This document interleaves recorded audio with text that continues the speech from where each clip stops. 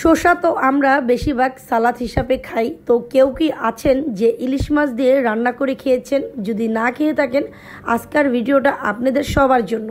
তো সবাই কেমন আছেন? আশা করছি সবাই খুব ভালো আছেন। তো এখানে আমি দিয়ে দিলাম পরিমাণ মতন তেল আর পেঁয়াজ। তো এখন আমি দিয়ে দেবো 1 চামচের মতন লবণ, মরিচের গুঁড়া, হলুদের গুঁড়া, ধনিয়ার গুঁড়া, আর দিয়ে দেবো কষানোর জন্য সামান্য পরিমাণ মতন পানি। তো এখন এটাকে ভালো মতন কষিয়ে নেব।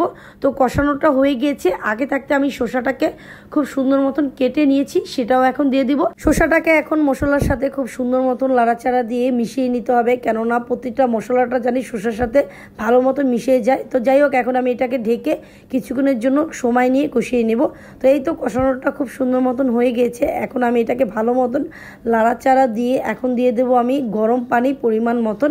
তো পানিটা দেওয়া হয়ে গেলে এখন আমি দিয়ে দেবো এখানে কিছুটা কাঁচামরিচ। তো কাঁচামরিচটা দিয়ে আবার ভালো মতন লাড়াচাড়া দিয়ে মিশিয়ে নিয়ে এখন আমি দিয়ে দেবো ইলিশ মাছ। তো ইলিশ মাছটাকে আমি আগে থাকতে ধুয়ে ভালো মতন লবণ মেখে রেখেছিলাম।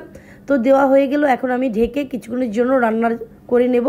তো এই তো মাশাআল্লাহ, দেখতে পাচ্ছেন রান্নাটা কমপ্লিট হয়ে গেছে ইলিশ মাছ দিয়ে শসা।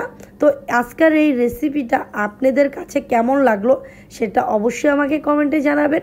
আমার কিন্তু এভাবে শসা দিয়ে ইলিশ মাছ ঝোল করে রান্না করে খেতে খুবই ভালো লাগে। আর তার সাথে কিন্তু এটা যদি আপনারা চাইলে চিংড়ি মাছ দিয়ে কিন্তু এভাবে ছোট ছোট করে কেটে রান্না করে খেতে পারেন, এটা কিন্তু আরও ভালো লাগে। তো যাই হোক, আজকের ভিডিওটা এই পর্যন্তই। সবাই সুস্থ থাকবেন, ভালো থাকবেন। আল্লাহ হাফেজ।